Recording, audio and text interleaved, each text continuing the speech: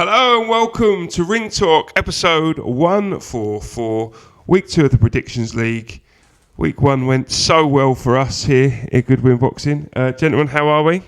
All good, thank you, but we got last week badly wrong. This is the risk. This is your fault, Josh, because of your idea. No, so obviously the first week of the Prediction League didn't go so well for us. We all went for the same thing, which was... to be honest, I don't think it was a great... I think I've seen a couple of highlights of Anthony Sims Jr. I kind of went for him just...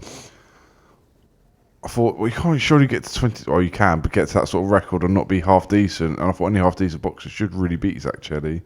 And he was just terrible. I do think he's better than he showed in the... I think that's, by the way, I think that's a bit harsh, half decent. I think it takes a good fight to beat Zach Chelly. No, it does. Zach Chelly, but I thought Sims had enough to be able to do it. But Zach performed great. A good performance for him. Great for him as well. He's really good guy. I'll tell you what, though, he does, and I would say this, I like Zach. I think he's good. He's a good guy. He goes to support the small hall fighters, and I'd like him to go all the way.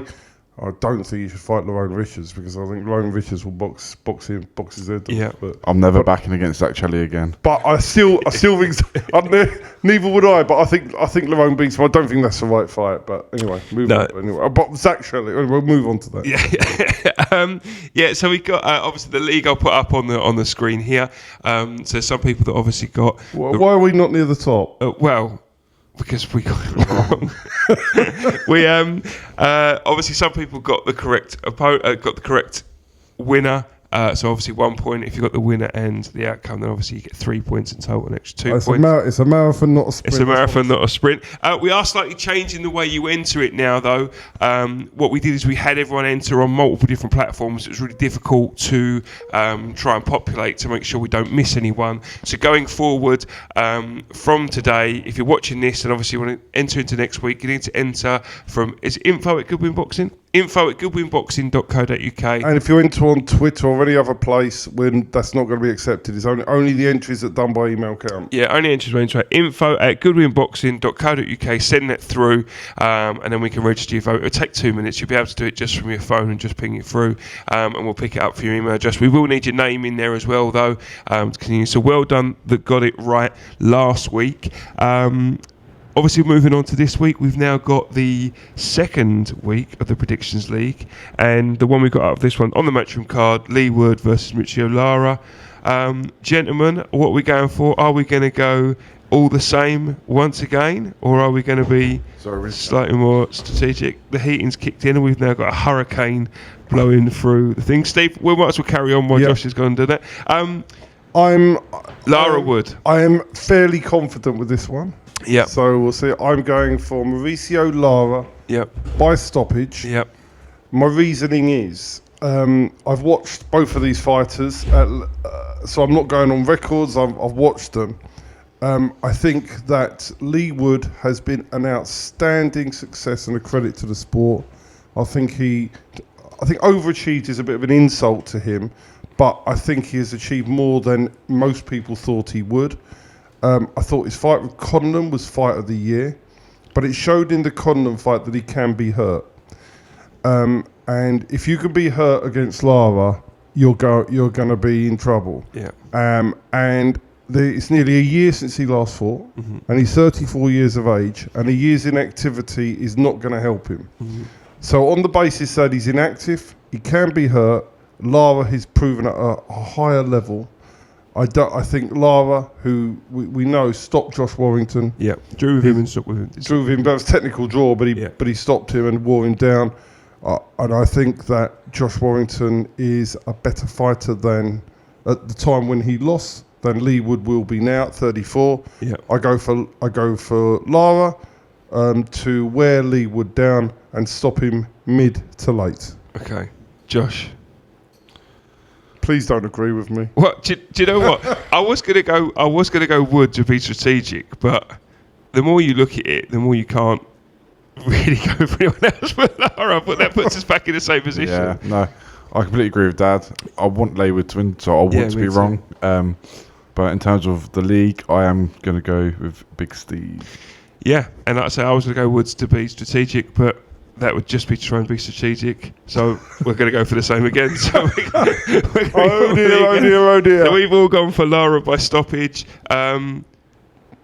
Lee's got the ability to do it. It would be amazing if he does it. And like Josh said, pray we're wrong, because it would be great to do it. And like you said, the Conor fight was amazing. What an amazing spectacle that was.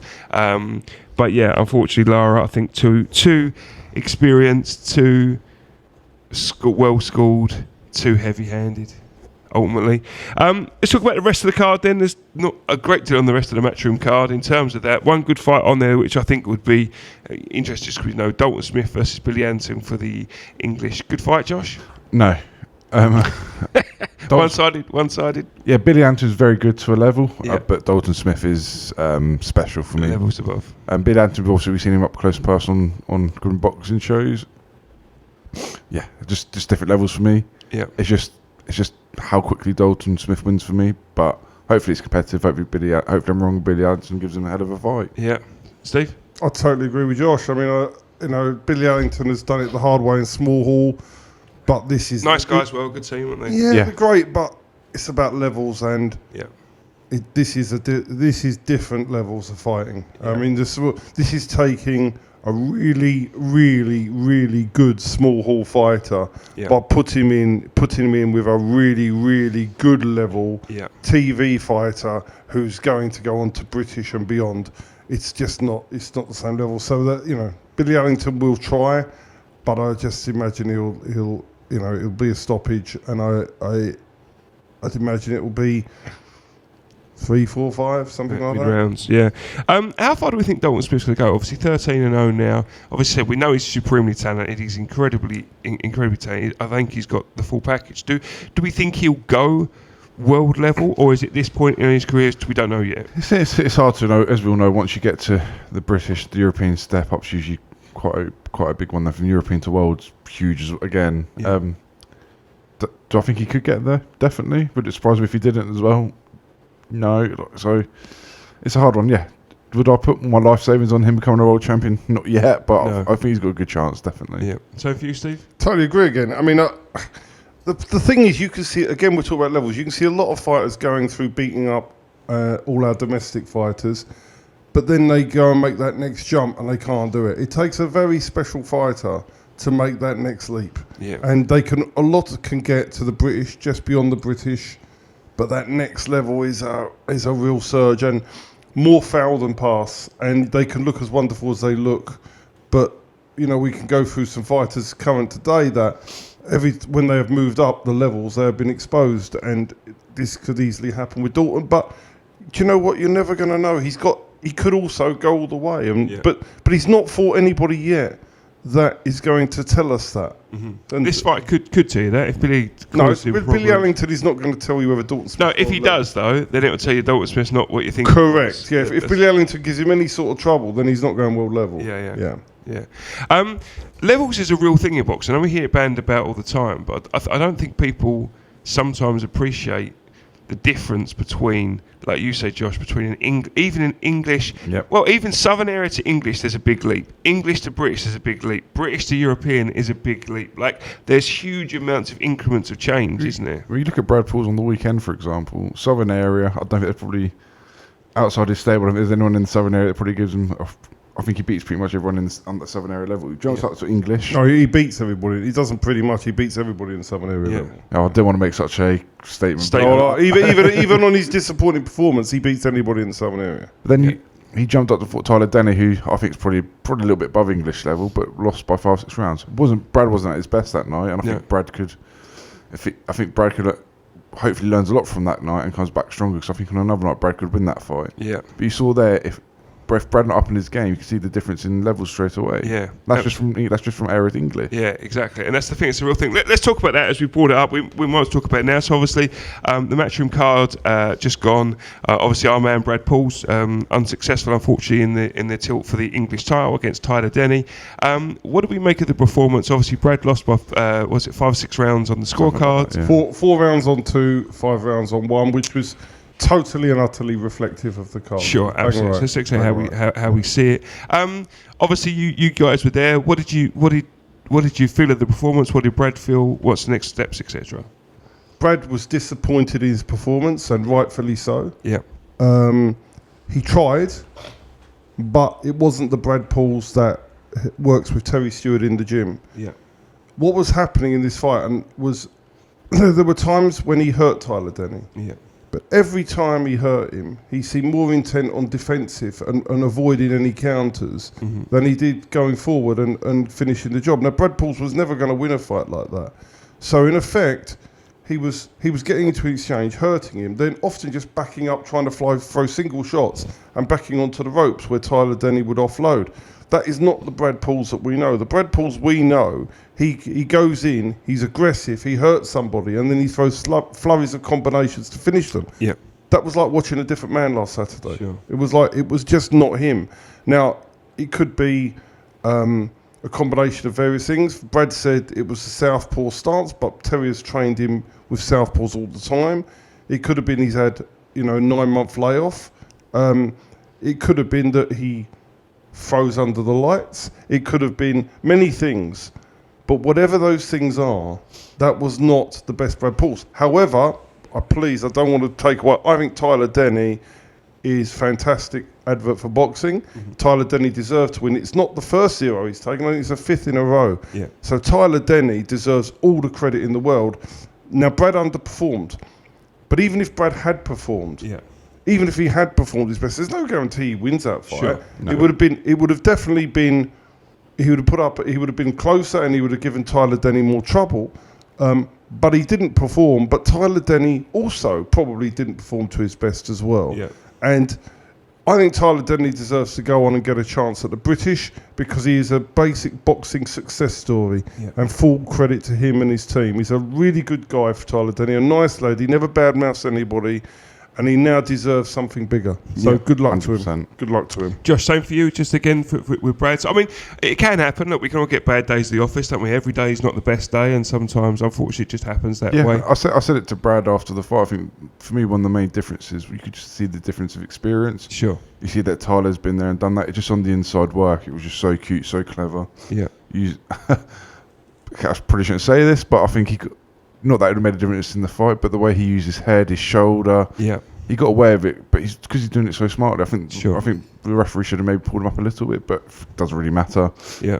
You just see it the way he came in. He flicked his shoulder up, pushed him, got his head up. Yeah. It was just really, really smart inside work that you don't actually see a lot of fighters do, but Tyler Denny was brilliant at it, and I absolutely loved it. Admired it, should I say, sorry. And Brad didn't perform, didn't disgrace himself by any stretch of the means, was competitive in the fight. What's next for Brad now? Does he obviously try to rebuild? He'd obviously taken a long time to try and get that English boxing title. is a ruthless business. For people out there that don't know what promoters are like, promoters are absolutely ruthless. Yeah. And to be fair, they've got TV contracts to fulfill. Yep. When a fighter loses, like Brad's lost by 4 or 5 rounds, he's just thrown to the curb. Yeah. And he has to rebuild. He has to think, I learned that lesson. I've realised what I've done wrong. We can rebuild him back. He'll get another big shot. But he has to. But if he goes and performs like that again, he'll lose again. Sure. So he has to rebuild, learn, correct the mistakes, realise what he's done wrong, get back, because he's got the talent, and then 12 months' time, 18 months' time, he'll get another shot. Yeah. And then he's got to take that shot. Yeah, what I also admired about Brad was, I think if he had his way, he'd be fighting this Saturday again. Yeah, 100%. He just wants to fight, and he knows the mistakes he's made, and he wants to come back stronger, so full credit to him. He's a great advert for boxing, always great support. He put out the message direct day. He's always very interactive with his sponsors. He's very good. He's a really good advert for boxing, Brad, the way he conducts himself. And I sent him a message on Saturday night as well, for you guys as well to think, Brad come from Newquay. It's an area that doesn't have that much professional boxing. He's fought down in Plymouth again, which is slowly starting to come onto the boxing map. But he's got to a point now from a small town on the west of the country, and now he's slowly starting to build onto a Sky show and stuff like that. So it's a great achievement. He can come back. There is no doubt, but it's a lesson learned for him, and he must not fight like that again. Yep. But he can come back, and there is no doubt. Nobody has seen the best of Brad Pauls yet, so he'll come back, regroup, and go again. And I would imagine that his next fight will be Plymouth or somewhere down there. Yep. He'll rebuild. I think the plan will be to probably give him a a tune-up, then maybe some sort of title fight of some description. I was speaking to him about it on Saturday, and then building back where he's incredible fights for a decent title again, and he can come again. And there is no doubt he can come again. But I do think he needs to have, rather than go deep in next time, we need to pull back. We need to have a fight, and then we move on to something much more difficult, but that will prep him for a big, even bigger fight. Absolutely. So, well done, Tyler Denny, and obviously well done, Brad, for giving it a go. On the undercard of the match show, another one we talked about last night, that Jamie TKV versus Harry Armstrong, ended up being a great fight. I've got to say, Harry Armstrong, full credit to him. That man, super tough, deserves all the respect in the world for what he did.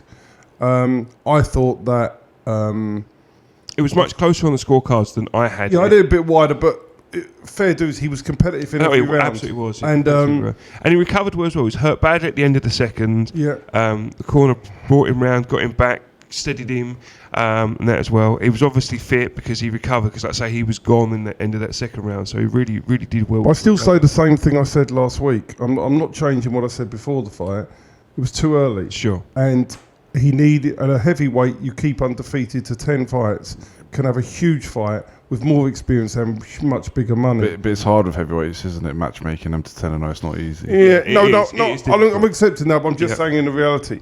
And I was sitting with Tony Pill, his manager. We were watching the Brad Paul's fight together.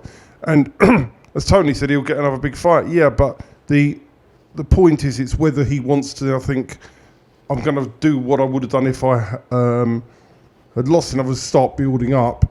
But then he's now lost his zero, and then the heavyweight division, you don't get the money again. Now the zero's gone, or he could end up becoming a glorified opponent. Yeah, I think there'll be other fights against the big. Oh, he's going to have loads of fights, but he'll be offered for any of the up and coming Warren heavyweights, Hearn heavyweights. They'll all have him because he's going to give a test to everybody.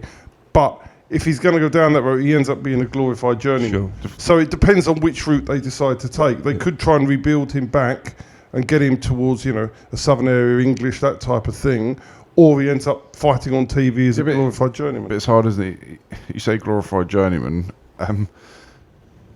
If it goes back to small hall, you can maybe get him maybe 2 or 3 fights that you'd match him okay, but without having to remortgage your house.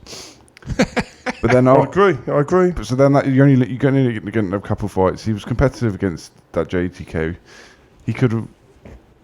He'll go with any heavyweight he goes with now. They will compare that, so it's a really good benchmark. Like the fight I'd like to see him against is that Warren heavyweight. I've forgotten his name. The superstar everyone's absolutely raving about. What, David? No, they've got a new one. He just want to know. Itama. Itama, yeah. He the 18-year-old. The guy who fought last time literally fell over. So it'd be like, at least with Harry, you're going to get a real he's going to come and try, right? Yeah. But he can come and do that fight. But that is the glorified journeyman route. It's it's an upmarket journeyman, and it depends on whether he wants to do that or he wants to back himself to win an English title. Yeah, I get that. And then go on to. If he wins an English title, he could put himself in line for a British title, and he could try and do it that way. But you've got to build to a British title, and there's not many people there to build against. You've got to sell tickets. Of course. So what I'm saying is, it's not a criticism whichever way you go. That's the decision they've got to make. Which way do they go? Do they take the money and the TV fights, or do they do the build and back him to go and do even better? Then he's only got to win one of those TV fights, and that puts him in the position. Yeah, but he's not. He probably isn't. He probably isn't, because I think when I watched Jamie TKV, he's probably the worst of the up and coming heavyweights. Well, that's another thing I was going to move on to. So Jamie TKV obviously did enough to beat us. I thought he won. Slightly wider than the scorecards one, but it was a really good fight. I really enjoyed it. They are talking about Jamie TKV's been calling out Fraser Clark, which I think is crazy. He's only 4 fights in as well. It's just I mean, you see that as well. The inexperienced lacked him. He was blowing a bit. Harry was definitely the fitter of the two. Jamie TKV sort of blew out a little bit early. But he threw so many punches, didn't he? He did, but Fraser Clark eats him for breakfast. Like, absolutely. I agree. He's still only 4-0, 5-0. So There's no mad. Do I think he's going to be world champion? No, Absolutely not. But no. do I think he could maybe win a British title? Yeah, there's definitely got the potential about him. Maybe. It's another fight was on the undercard that was really good. We was robbed of it really. Was Vidal Riley versus Anish Taj. Started off fantastic, swinging leather, blood flying everywhere. Both really wanted to fight. Unfortunately, the cut forced it to stop earlier. It was great. I loved it. Oh, it was brilliant. It was a great fight, but Anish Taj was really competitive. He's game as anything, and he can punch a little bit. He can. Yeah. But I would love the Vidal Riley fight for Jamie Smith. Yeah, absolutely. Well, we're just showing it. As much as I think Vidal Riley's got a lot of talent, they don't want to be moving him any quicker than They can give him Jamie Smith. We'll have that. They shouldn't take that. Well, it'd be nice if they did. Yeah, of course. I think Jamie wins after seeing that. So absolutely. Clearly powerful, clearly strong. Still makes some glaring mistakes, Vidal Riley. Yeah. Inexperienced, and you see that at times because Taj did get him. And like I say, I would like to see that fight again. I'd love to see the Jamie Smith fight. I don't think Vidal Riley's team take it. But they could run that back because it would be good to see that fight again. Yeah, Vidal Riley. I think they'll just move on. It's a pointless fight for him to go back there. But the Jamie Smith is the logical. But if you're going to move on, go for at least you got a Southern Area champion with a belt. So surely that's the next level up. So go and take Jamie Smith. Yeah, that would be. We're going to ask them anyway. Yeah, we're going to ask the questions. That would be a great fight. But it was a great fight. It started. We'll talk about. We talked about it briefly, but we'll just touch on it again just to come back. Obviously, Zach Chelly versus Anthony Sims. Anthony Sims just. I thought he was really poor. Sim. Yeah. Apart from that one round, he went all out. But other than that, Zach Chelly dominated every single round, didn't he? I mean, he was just. I just think it just shows you how you can manipulate a fighter by making him look better on who you put him against. That was really, if you look at it now, that was the first time he's fought a really good fighter.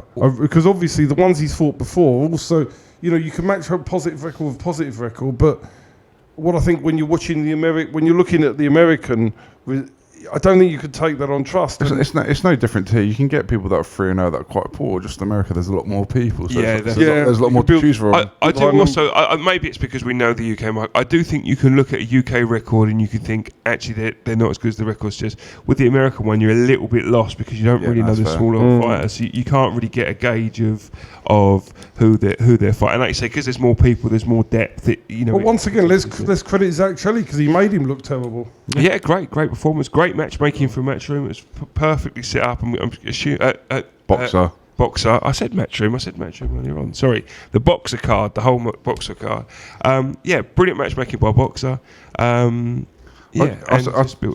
going to separate subject, I was saying to you yesterday, wasn't it? I said on paper it was actually quite a good show, but I'd actually say it was a bit of a dud overall because I think Zach Chelly was so one-sided. Vidal Riley ended early. Yeah. Tyler Denny won comfortable. It was entertaining, but it was a comfortable fight for Tyler. Yeah. Azim looked like they need to slow down his progress a little bit. So when I was watching, I wasn't like thinking, "Oh, I'm really entertained by this." It was just like, I'm quite glad. Is that boxing though? Is there? I'm a boxing fan. I was sitting backstage with Brad. At any point, I could have gone and watched the boxing live. I had no interest. None of the fights. I need to go watch that live. So what would have made you? So what was it about that card that made you not want to be interested in it? Because on paper it looked okay. No, I saw saying in paper I thought there'd be some good fights to watch, but like the Adam Azim fight, I thought that'd be over in 2 and 3 rounds. We didn't even stay for it. We left. Yeah. And thank God we did because I watched a bit of it on my phone on the way home and it was bloody boring. Yeah. I just think that for me that can't be top of the bill. Sure. I understand they're trying to build him and they're promoting him, but surely you've got to have higher depth that's going to close off the show. That's not good enough. No. And so what would you want to see more? There should have been another fight to top the bill, and like Caroline Dubois didn't need to be on TV, so they can maybe fit on another fight. Do a bit less analysing and done another real good title fight from somewhere. I don't know. The stable's getting bigger boxers. That's for me. That was not acceptable top of the bill, and Sky shouldn't allow that. Well, I think boxing as a TV product is poor anyway. Excuse me. I think we miss out, and this may be a wrong view, and people might disagree. But I think boxing as a TV product is poor. We have such little boxing. We have a big space, right? We have 3-4 hours sometimes on a slot, which is huge for a sports channel in prime time. And then in that time, we might get 4 fights, 5 fights in 4 hours. That is not enough boxing for the product and the time we take up. I think it's poorly packaged. I think it's poorly delivered a lot of the time because, like you say, we have a lot of analytics. We have a lot of people just standing around talking about fights. Just put more fights on. I know. Do you know what I mean? I think it's a poor product. I don't know what you guys think, Steve. What's your opinion? I totally agree. I mean, Also, the best boxing fight. A lot of the best boxing fights are not on TV. Yeah.